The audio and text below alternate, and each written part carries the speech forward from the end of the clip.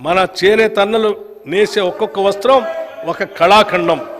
గతంలో ఎంతో ప్రభావం కలిగిన ఈ రంగం తక్కువ ధరలతో తక్కువ సమయంలో ఎక్కువ వస్త్రాలు తయారు చేసే పవర్ లూమ్ ఫ్యాక్టరీలతో పోటీ పడలేక దిగాలు పడింది.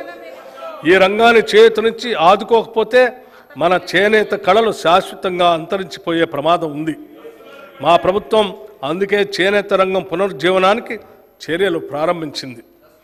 ప్రభుత్వ శాఖలకి ఇతర ప్రభుత్వ సంస్థలకి అవసరమైన వివిధ వస్త్రాలు అనగా విద్యార్థులకు ఇచ్చే స్కూల్ యూనిఫామ్లు, ఆసుపత్రుల్లో ఉపయోగించే బెడ్షీట్ లాంటివి తెలంగాణ చేనేత సహకార సంస్థ ద్వారా మన స్థానిక నేతన్నల నుండే సేకరించాలని నిర్ణయించాం.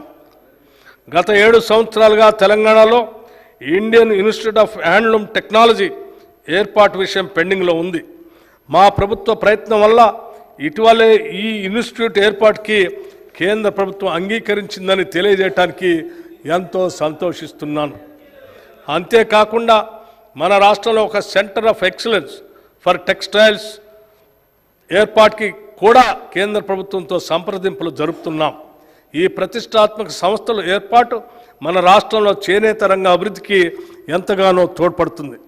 పరిశ్రమల శాఖకి ఈ బడ్జెట్లో 2,762 కోట్ల రూపాయలు ప్రతిపాదిస్తున్నాము.